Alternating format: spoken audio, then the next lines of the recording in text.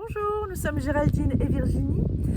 Nous sommes co-créatrices d'Immerve Fusion, un projet qui tourne autour du développement personnel, des thérapies alternatives, mais aussi du bien-être. Oui, et nous avons à cœur, à travers notre projet justement, de partager, transmettre, informer autour de ces sujets, et notamment à travers nos vidéos et celles que vous allez voir juste maintenant.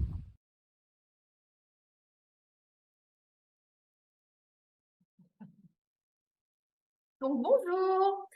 Alors aujourd'hui nous avons le plaisir d'accueillir Silvio Malburg qui est praticien en respiration consciente Rainbow. Et voilà, Silvio va un petit peu nous parler plus en détail de qui il est et de sa pratique. Et voilà, donc bonjour Silvio. Bonjour, Bonjour, bonjour. Alors, bonjour Virginie, bonjour Géraldine.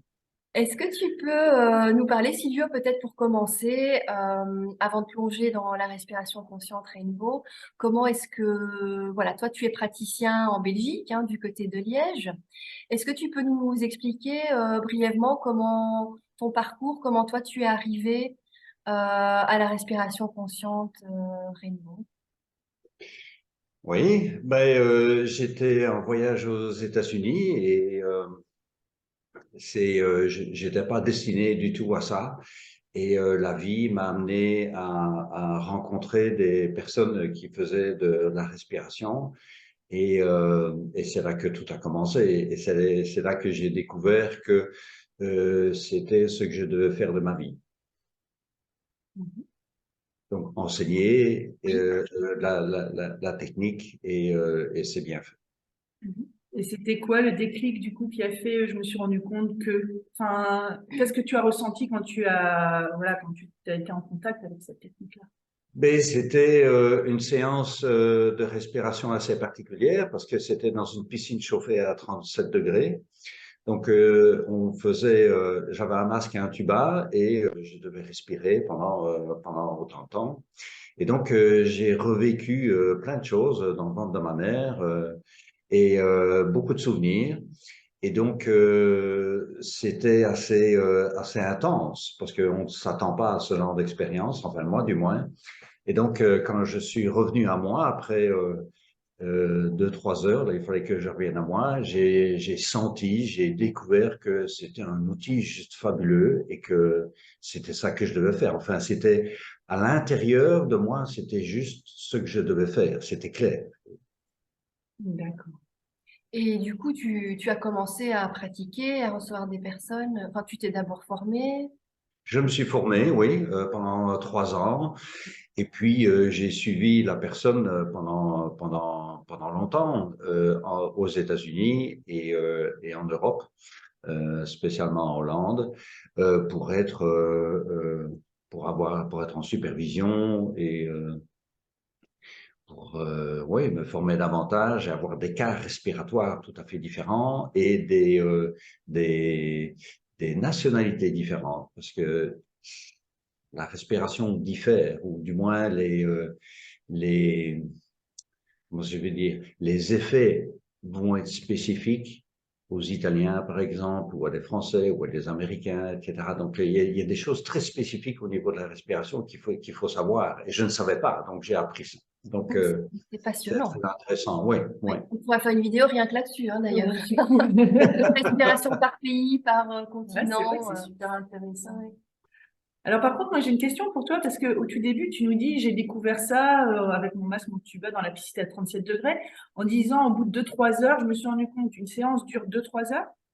Non, non, non, non, c'est moi il m'a fallu 2, 3 heures pour revenir à moi et après la séance, quoi. Donc c'est ça que moi j'étais fatigué, j'étais dans ma chambre, j'ai dormi et c'est après 2, 3 heures, je me réveille et puis il y a cette clarté à l'intérieur de moi qui fait que c'est ça que je dois faire, quoi. Donc l'impression, le, c'est c'est drôle à dire, mais cette présence, cette information-là dans tout le corps, c'était clair que c'est ça que je devais faire. C'est ça. Il y avait la voie était tracée. Ça a été Oui, clair. voilà. Ouais. Et justement, pour les personnes qui nous regardent aujourd'hui et qui n'ont jamais entendu parler ni de respiration consciente, ni de respiration consciente Rainbow, est-ce que tu pourrais nous dire qu'est-ce que c'est exactement cette respiration consciente, comment ça se passe en séance, qu'est-ce qu'on fait? Enfin, j'imagine que on n'est pas en piscine avec un tuba quand on vient chez toi. Non? Voilà. Est-ce que tu peux un petit peu nous en dire plus sur ce que c'est la respiration consciente Rainbow? Hmm. Mais déjà, le nom dit tout. Hein? Respiration consciente. Donc, tu es conscient de la façon dont tu respires. D'accord? Et la plupart des gens n'ont pas la conscience de comment ils respirent. D'accord? Donc, nous avons tous notre manière de respirer et c'est de prendre conscience de comment la personne respire et comment il est bien, il est juste de respirer sainement. Donc, ce qu'est une respiration saine, une bonne respiration, les gens ne savent pas, on ne sait plus. Et donc, il faut réapprendre ça. Et pour réapprendre à respirer convenablement, il faut être conscient de ce qu'on fait et il faut défaire nos habitudes respiratoires qui nous étouffent. Ça, on ne le sait pas, mais c'est d'une évidence. C'est ça. Et donc, les personnes qui viennent te voir, en gros, on apprend à mieux respirer, Oui, résumé. Et et justement, les bienfaits de mieux respirer, parce que c'est vrai, comme tu dis, on se rend même pas compte qu'on respire pas bien la plupart du temps. Enfin, voilà, qu'il se passe des choses dont on n'est pas conscient.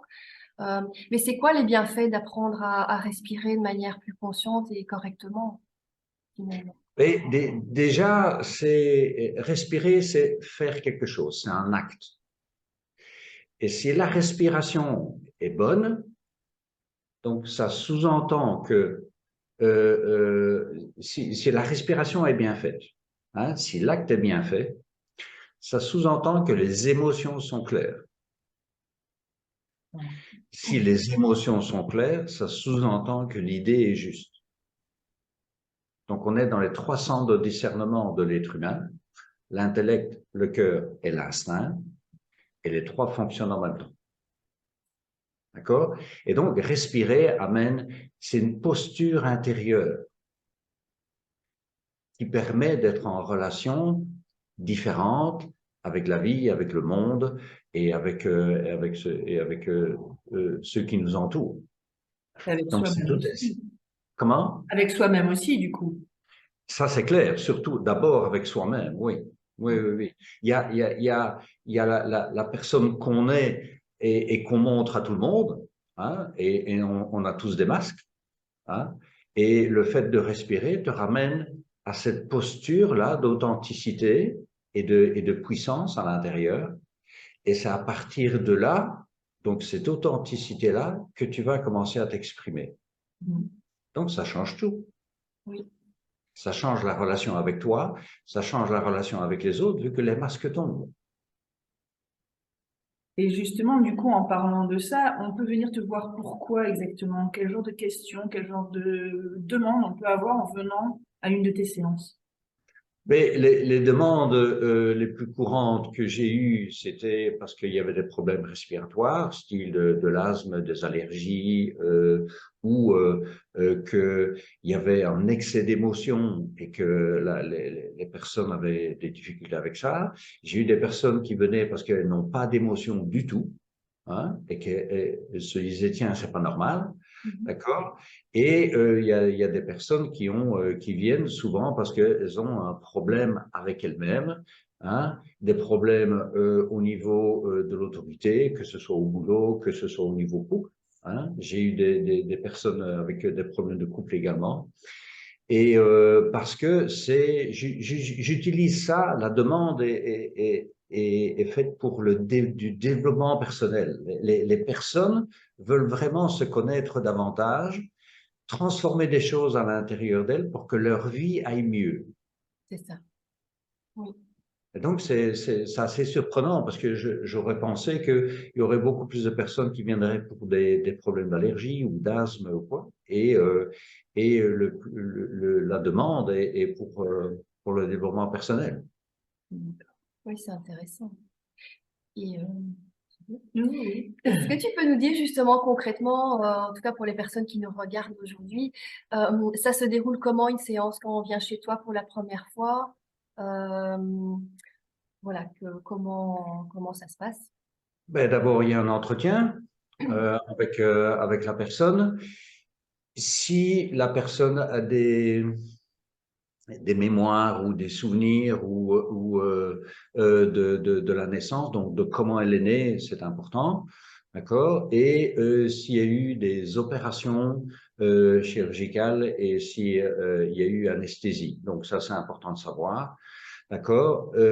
Et une fois que ça s'est fait, que tout est au clair, j'ai une table de massage, tu t'allonges sur la table de massage, et d'abord, la première chose que je vais faire, je vais te mettre droite. Donc ça, c'est important. D'accord? C'est pas important pour la séance, mais c'est important pour moi parce que ça donne des informations au corps et à la personne. Parce que chacun a l'impression d'être droit. Mais quand ils se couchent sur la table, ils sont de travers. Mais pour eux, ils sont droits. Et quand je les mets droits, ils ont l'impression qu'ils sont de travers. Donc ça réinforme le corps que droit, c'est ça. Et donc à chaque fois que je les vois, je les mets droits.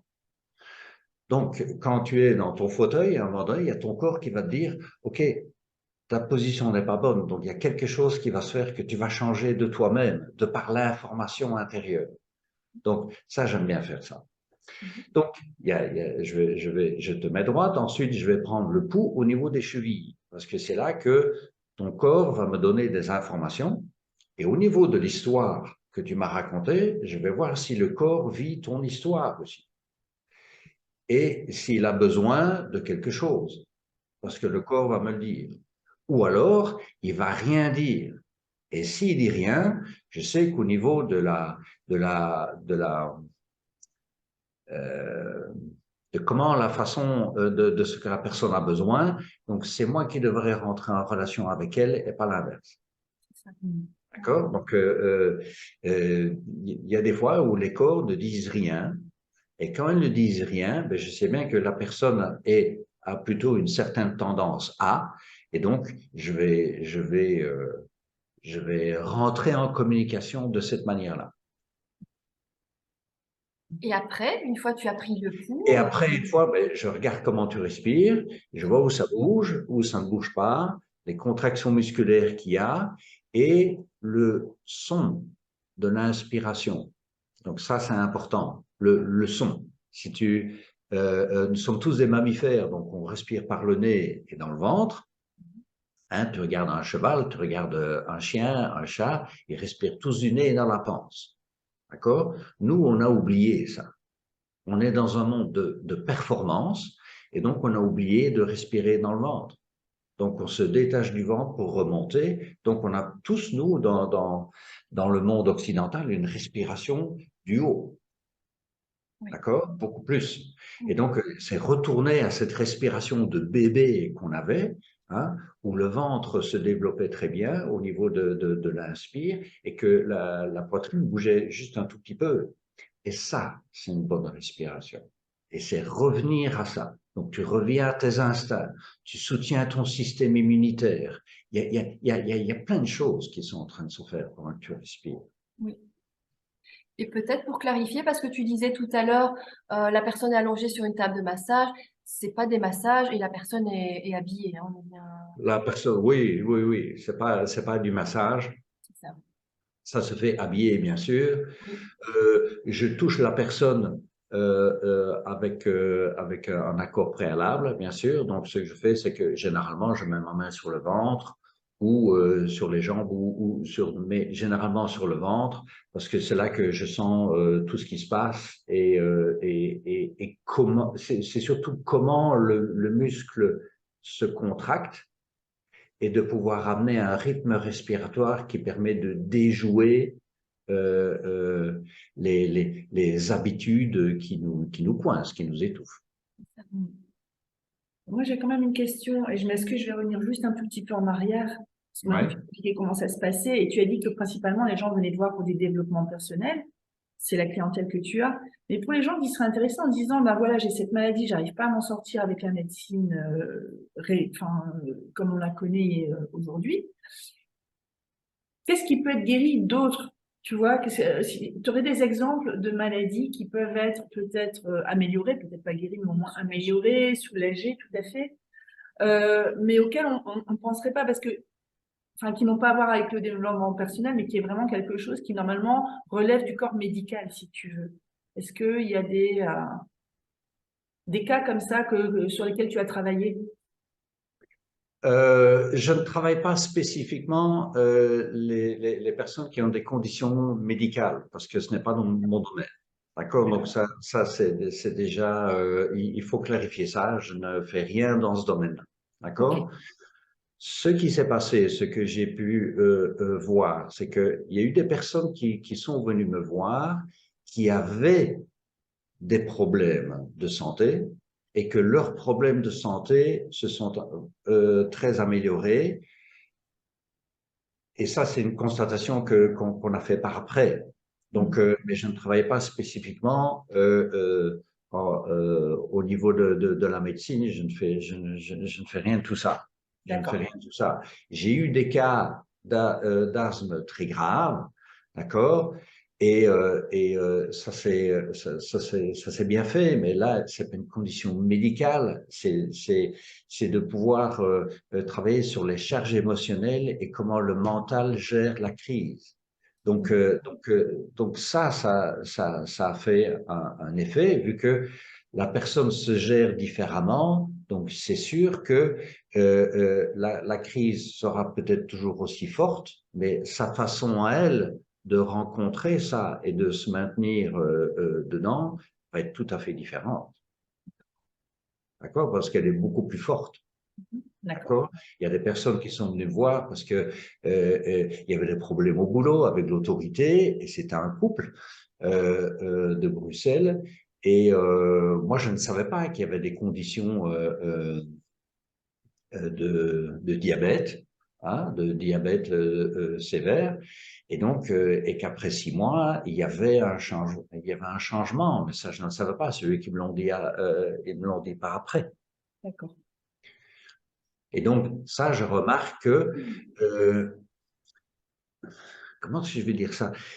Si tu choisis de respirer autrement et de bien respirer, donc ça veut dire que tu es libre, parce que tu as choisi. Et si tu es libre, ça veut dire que tu t'aimes. Donc, c'est un gros truc, choisir de respirer comme ça. Les gens n'ont pas idée, mais c'est énorme. Et donc, le fait de pouvoir être dans une posture intérieure de connexion à toi, de pouvoir être dans l'authenticité et de transformer toutes les expériences que tu as eues traumatisantes, ou les échecs que tu as eus en quelque chose avec un regard différent, parce que la charge émotionnelle a été transformée, parce que l'attitude a été transformée, eh bien, c'est énorme. C'est énorme. Donc, de ce fait-là, comme c'est un acte d'amour pour toi de respirer comme ça, parce que c'est holistique, ça te prend en charge toute la personne, énergétique, physique, psychologique, c'est juste énorme. Et c'est le souffle, c'est tellement, t'y penses pas, quoi, ça se fait tout seul. Mais quand tu y mets une direction, ça devient un truc mais géant. Et, Enfin, c'est ma façon de le voir. Hein. et finalement accessible à tout le monde, hein, puisque respirer, c'est quand même quelque chose que... C'est accessible à tout le monde. Tout à fait. Et pour voir l'importance de ça, si tu ne respires pas, tu ne vis pas. Si on enlève la respiration à un corps humain, c'est fini. Le corps humain ne bouge pas. Donc, il faut quelque chose de non matériel pour que la matière existe. C'est intéressant. Très, oui. Tout à fait. On va faire une autre vidéo là-dessus. Donc, si tu amènes une respiration qui est consciente et qui est tellement juste par rapport à qui nous sommes. L'identité, notre identité n'a rien à voir avec notre personnalité. Donc c'est à partir de là que tu vas pouvoir rentrer en contact avec le monde, pas avec l'interface de la personnalité qui va en lien avec le monde. Et Silvio, je pensais qu'on a la même question. C'est accessible à tout le monde. Est-ce que les enfants peuvent venir, par exemple, chez toi faire des... Oui, oui, oui, oui, les enfants, c'est sûr. Les enfants, généralement, viennent parce qu'il y a des problèmes d'autorité, hein, avec soit les parents, soit à l'école, hein, et j'ai eu de très bons résultats, et j'ai même eu des bébés qui venaient pour des reflux gastriques assez importants, et ça avait un effet assez positif là-dessus, et là, il y a eu des guérisons, par exemple. Et là, tu parles au bébé directement, alors. Oui, oui. C'est tout un truc, hein. Il faut amener quelque chose de tout à fait différent. Il faut une préparation avant, il faut que les parents parlent de moi au bébé, que je vais arriver, etc. Et j'avais la chance que c'était des grands-parents, enfin des gens que je connaissais. Et donc, ils ont pu parler au bébé, vu qu'ils me connaissaient depuis quelques années.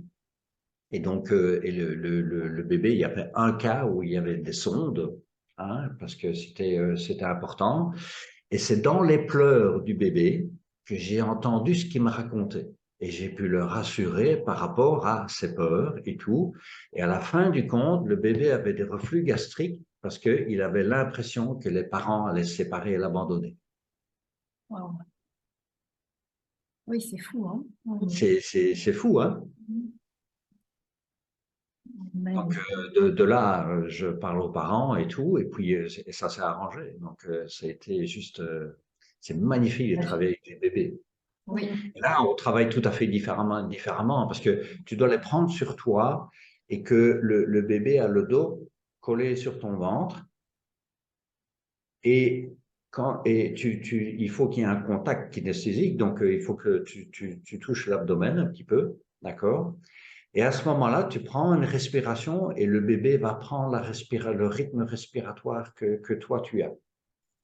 D'accord? Et comme j'ai la capacité de sentir le rythme, quel rythme et qui est bon pour le corps de l'autre, eh bien à ce moment-là, ça rentre dedans et je sais bien que je vais nourrir tous les besoins du corps et de la structure de la personne. dis donc, en tout cas, ça donne envie d'expérimenter, hein. Ouais, c'est beau. Oui, c'est beau. C'est vrai, hein, c'est beau. Euh, je pense que bon, évidemment, on a dit, toi, tu es sur la Belgique, donc tu es du côté de Liège, tu reçois sur Liège, tu as ton cabinet là-bas. Donc, si les personnes sont intéressées de faire une séance avec toi, on mettra bien sûr, comme d'habitude, toutes les informations nécessaires en dessous de notre vidéo. Oui, Est-ce que tu fais des séances en ligne? c'est compliqué. Ouais, je me doute. C'est compliqué. C'est compliqué de voir déjà il faut que je vois la personne respirer. Donc, d'accord, je sens beaucoup de choses, mais bon, il me faut quand même un minimum, il faut quand même un support.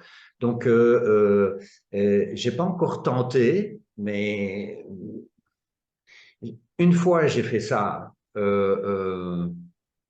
Et je voyais la personne, je voyais juste le dessus et je percevais comment elle respirait, mais elle était assise. Et donc, dès que tu es assise, tu vas avoir une respiration du haut automatiquement, d'accord, de par ta posture. Et donc, ça va déjouer en la faveur de la personne. Donc, si elle est couchée, je vois quelque chose qui est beaucoup plus naturel. Et à ce moment-là, là, je peux avoir une analyse respiratoire beaucoup plus précise que si elle est assise ou debout. Oui, Donc, c'est mieux en personne, oui. Et je me déplace, je fais des week-ends aussi. d'accord. D'accord. Donc, des week-ends, d'ailleurs, 2 séances individuelles ou en groupe. C'est ça. J'aime beaucoup faire des groupes. Donc, si des groupes sont intéressés quelque part en Belgique ou En France, en Suisse, voilà. oui, oui, oui, oui. D'accord. En Suisse, au Québec, Guadeloupe, là où on parle Tout ce qui est français. francophone, Tout ce qui est francophone et anglophone, vu que je suis parfait bilingue français-anglais. tu travailles dans les deux langues aussi, je pense que c'est important Oui, de le dire, de le préciser. mentionner, hein, pour les Mhm. personnes qui nous regardent. Super. Alors, avant de clôturer, est-ce qu'il y a quelque chose que tu aurais aimé ajouter, Silvio, dont on n'a pas parlé, sur la respiration consciente Rainbow, que tu aurais aimé ajouter?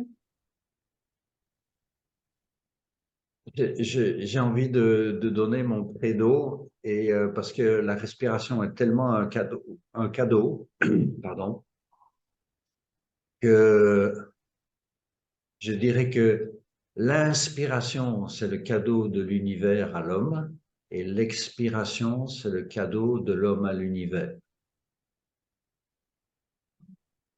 Parce que quand il lui rend l'expire juste, quand on a une bonne respiration, l'expire, c'est partager ses données et c'est aussi une connexion à soi. Et donc, c'est redonner à l'univers quelque chose d'enrichi de nous. Wow. Et ça, je trouve ça magnifique. C'est ma façon de voir les choses. C'est C'est magnifique. inspirant, oui. Ça me donne matière à laisser infuser, en tout cas. Oui, C'est une belle manière de terminer. exactement, c'est ce que j'avais dit. On va pouvoir conclure sur ces Ah ouais, c'est joli. belles phrases. Merci à toi, Silvio. Merci Ben, beaucoup. merci à vous de m'avoir invité et je vous souhaite une excellente journée et à bientôt. À À bientôt. bientôt. Et bien, bientôt tout le monde. Au revoir tout le monde.